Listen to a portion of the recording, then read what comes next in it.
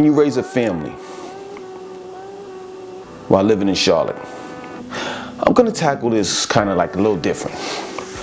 So the first thing is, because a lot of times when I start talking about the public school system here, children, marriage, couples, regular couples that's not married, girlfriend and boyfriend or whatever, for those that are single with no children, they don't look at these videos. And it's crazy because if you plan on having a future, if you plan on getting married, if you plan on having a girlfriend or boyfriend, if you plan on having children, these are the things that you should know. So you should take notes. So when you need it, when you need that knowledge and information, you can be able to apply it.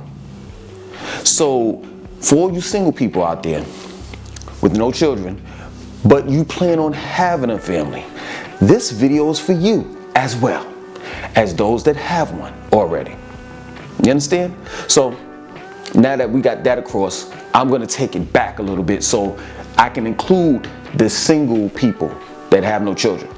So Charlotte is good, far as diversity in men and women. You're going to get some of every type of man or woman that you can imagine here. What I mean by that is whether it be mentally, physically, or spiritually or whatever, you have some people that are Christians, you have some people that are atheists, you have some people that are Catholic, you have some people, as far as dealing with spirituality, some people that are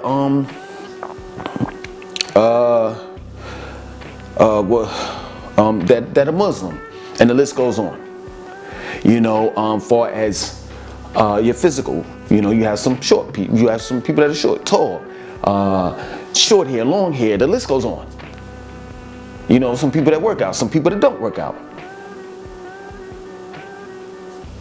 You're gonna have all classes of women and men, low class, middle class, high class. You're gonna have that sedity attitude that, a lot of people tend to think that Atlanta, only Atlanta has that, Atlanta and like Hollywood. No. We have some bougie people here too. You know what I'm saying? So prior to you even having a family, you have to date. And I'm saying that you're going to get every type of woman and man that's here for you to date. You understand? I'm a firm believer of going after the perfect man or the perfect woman. Just depends on what gender you are. For me, perfect woman. So I believe that. A lot of people would sit back and tell you that there's no such thing as a perfect man or a perfect woman. True to a certain extent. You understand? Because the thing of it is that what I may think is perfect, that perfect woman, another man may not think that that's a perfect woman. Do you understand where I'm coming from? So you always go after what you want and need, because if you plan on being in a long-term relationship and eventually marrying this person, you're going to have to accept that person for who and what he or she is. In other words, if you have a certain amount of money, right? I'm metaphorically speaking. If you have a certain amount of money, right, and you wanted that Nissan Maxima, but then that Nissan Sentra over there is a little bit more cheaper, but you really wanted that Nissan Maxima, it satisfies your wants and needs. You okay with the Sentra, but you definitely were coming here for the Nissan Maxima. I suggest that you get the Nissan Maxima. Because this is a decision this is a life-changing decision. This is someone that you're going to grow with from that point on, and bring in a new life into the family, which is a child. So prior to you even considering raising a family in Charlotte, if you are single, you need to look for the right one, the perfect one. And that perfect one has to match whatever you have. Whether you have a good credit score, whether you graduated from college, whether you have a certain amount of money in the bank. We're bringing 50-50 to the table. Now, some may say, well, Langston, who are you to say blah, blah, blah, blah, blah? I have years of experience. You see, I don't mind telling you that I'm a fuck up, that I messed up some of my life, part of my life, learning on my own because no one sat down and talked to me. No one sat down and told me, listen, before you raise a family, before you even start a family, you need to have this. Had someone sat down and told me that, then guess what? I would have been able to raise my family the right way. And I wouldn't, we keeping it 100, right? I wouldn't be right now saying, I just got my shit together. I would have been got my shit together. So before you even think of raising a family, make sure that you find the right one. And make sure you have that application. And they fill out that application and you can say, I approve you for the job or not. Because being in a relationship, being in a family is a business. Regardless of what anyone may say. It's a business. And either you're going to do good for the fiscal year or you're going to do bad. And eventually, the business is going to have to close, meaning that y'all going to have to get a divorce. So to avoid all of that, make sure you find the right one that fits you. Now, we got to that point. You're a family now, right? You got a wife. In the case of women, you have a man. You all have a child, right? Hopefully you made sure that you started an account, like a savings or something, where prior to the child's existence, that you had like a pregnancy account. I don't know what you may call it or whatever, but you had money saved. So when that child comes into the world, you're not scrambling trying to buy Pampers and buy onesies and buy all of this stuff. Like, you'll be ahead of the game. Now, I know some people will tell you, because I know that happened with me with my third child, I think. I don't know. If I think the second or third, like, I bought ahead of time, and then the child outgrew that stuff real quick. So sometimes it's best not to buy a lot, or always buy big in size. So if that child is wearing a 2T, right, you buy a 3T or 4T. So when you're buying clothes for children, you always want to buy big, because they're not going to shrink. They're just going to get bigger. So to play it safe, always buy a size bigger, right? So you get all of that out of the way. Make sure that you all have like some type of I don't know, whatever job or career that you're involved in, where they have paid leave, where the mother takes time off 9 months to rest, because it's a lot carrying the child. And it took me a long time to realize that, to figure that out. You understand just how much a mother goes through, in specific mind and body. You understand? Like, men don't know what it's like to carry around a child, and the mood swings and the hormonal changes that a woman goes through. We don't realize that, and I don't think we'll ever realize that, because we're men, we're not women. You understand? So yeah, she needs that 9 months off. I'm just gonna be real. Like, a man can't understand that, so don't stress that woman out. Don't have her. If you can prevent her from working, if you can provide, at that time, then step up to the plate. You understand? So yeah, she needs that 9 months. Once the child is born, in other words, what I'm trying to tell you is, before you get married, but definitely before you have a child, or even think about having one, you definitely need to be financially prepared for it. Because if you're not, you're going to say this, and it's bad to say it in your mind, or you may physically say it. It may utter out of your mouth. That child becomes a burden. That plain and simple. I know some people don't want to hear it that way, but it is. If you have a child and you're not financially prepared, that child becomes a burden. That plain and simple. So let's just say, for the sake of the conversation, that you got it all together. You understand? You got good jobs, or if you don't have jobs, you're an entrepreneur. You put money to the side. You got your house. You got everything's down pat, right? Okay. What are the best places to raise a family in Charlotte? I would say middle class, working class, Still Creek. High class, Ballantyne. Good schools, great schools. Nice area, Huntersville.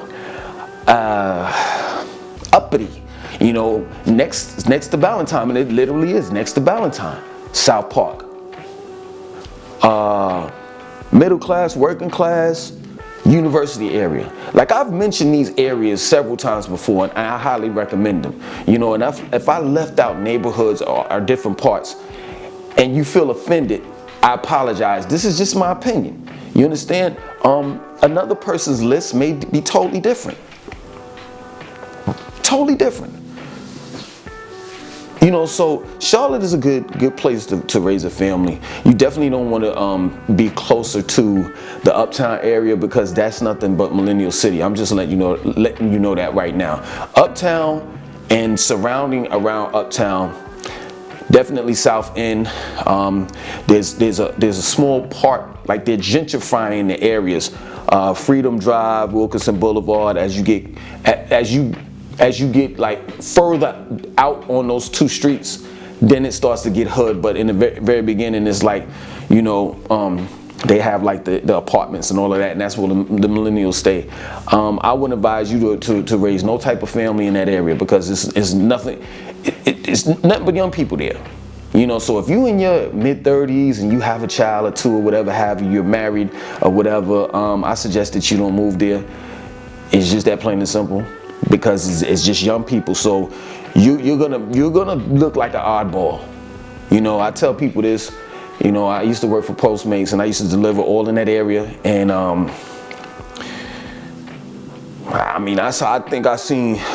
think I delivered to a guy. He was an older guy, and I was just looking at him like strange, like, what are you really doing here?